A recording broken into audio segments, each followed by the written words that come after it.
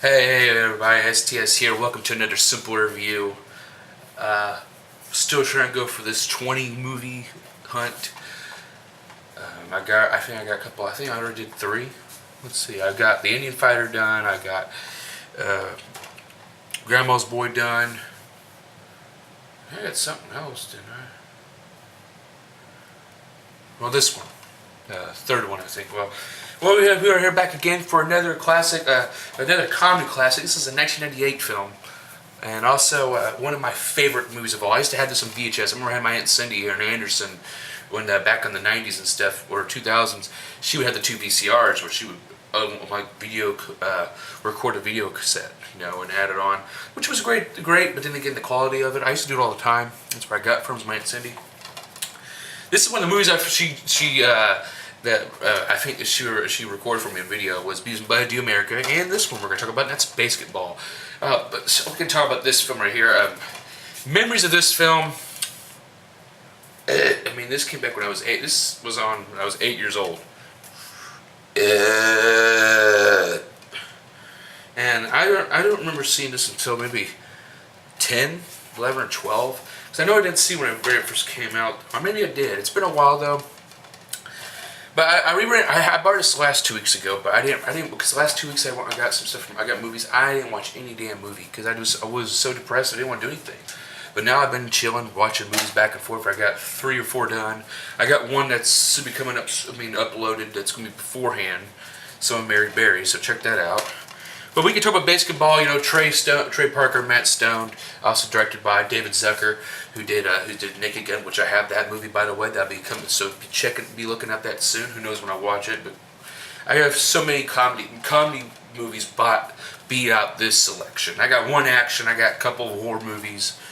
But BASEketball, basically these 2 guys come up with this game, with baseball rules, which I'm gonna read it with what's it fucking about. It's inventions. I'm trying to see what the plot they use. It's basically a course, but with baseball rules. Shots made from different locations, kind of singles, doubles, triplets, and home runs. And missed shots kind of as outs. During the challenges first, then they can psych out, which I used to do all the time. Ever since I watched this movie, the psych outs have been throughout my whole life. Where we play basketball at Worcester, they'd be like, "Fuck you, Steve Perry." I'm sitting down, all that shit. I mean, it's just so great.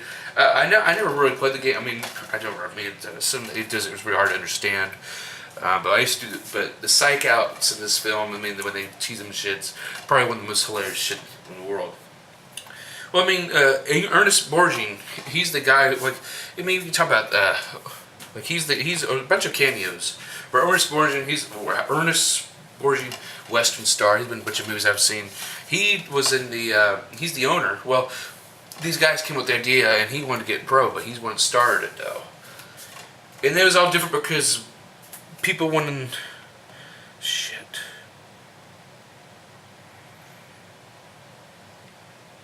I'm just trying to think.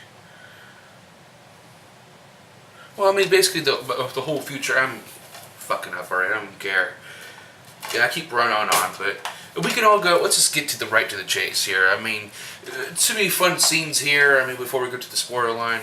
But 2 guys, BASEketball rules, and they follow along, and then the owner, the beer's owner, unexpectedly dies, but he gives the full control of the coop.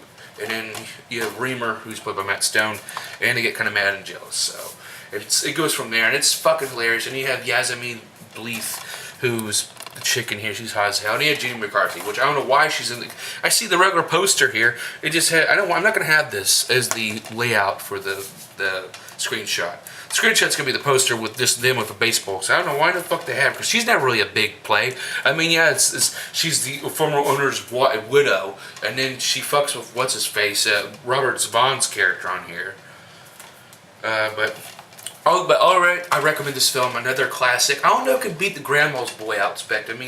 Somewhat, there's some parts in this film where I just get really bored or uncomfortable with the kissing scene, But it's just like, it's supposed to be comedic laugh and shit. But altogether, it's still a very good comedy, very good sports flick. Very enjoyed this a lot, but I definitely recommend this film, and it's rewatchable. But it's some parts where I just have to stop and I don't care. But let's go to it, just like I said, the guys started this game, started, like he has at the very beginning, you got him and going back to the reunion, the high school reunion and shit, and everybody's just bitching about him, and because they look like he was in high school, which these guys are my guys. Like, whatever in high school, I'm with these crowd. I'm like, he goes around bringing like Coors with him, his own 6-pack or 12-pack beer with him and stuff. And I thought that was very hilarious and shit, pissing them. And then they go in their room trying to get their panties and shit. And I think it's Brittany's room, and they find and Matt Reamer's character finds a dildo, and then she comes out, why are you in my mom's room? He's like, ah. Which that film, other thing too about this film is when something fucking going on, I say damn, and then sometimes it'd be like she's gone away, like Chantel when she said I was a forever friends. I was like, man, jeez. But they start this game up, and then Ernest Borgnine's character buys a team, and then at the Denzel Cup at 4, I think it was, they faced Dallas Felons, which they had the 3 teams and everything, and Cooper's the best guy ever, but he gets psyched out because of his owner choking to death and dying, and they have a whole thing. But then the guy from Robert Vaughn's character, Dickhead, I don't care about the names, with the Felons, he's trying to change it where they can get business deals and all this other shit, like better for the BASEketball franchise. It's common, and Squeak, with Matt Scalori, or Kenny Scalori, whatever, he's hilarious, his character. Matt Reeves too, but Trey Parker all the way in this film. You guys believe that he meets up with her because of this kid. After they lost the championship, this guy is like Make-A-Wish Foundation, but it's called Make-A-Dream Foundation in this one. And that they want an autograph from him, and he did. But he ends up being the kid, which the parts with the kid, like in the bar, because he wanted to hang out with the team. They had this kid before he had a liver operation to drink like as many shots as possible watching Jerry Springer after a fight would happen. It's hilarious, but it's kind of fucked up in a way. But I'm not really offended by it or anything, but it's just disturbing as fuck. These guys don't have no fucking clue what the fuck they're doing with this child. The other shit was great. But he meets Yasmith, and she's sexy as hell. She's great. They had a little key moment, like a moment would happen with me and a girl before I make out or anything. But his friend fucks up everything because Matt Stone tries to fuck everything up and gets with her and he's jealous. And then they had their little twango, him and him, because they want to sell out. Well, and Coop doesn't. Coop's old school. He wants to do everything old school way. But then fucking Reamer and them don't. So, but that's it for that one. But at the very end of the day, they come back and end up, and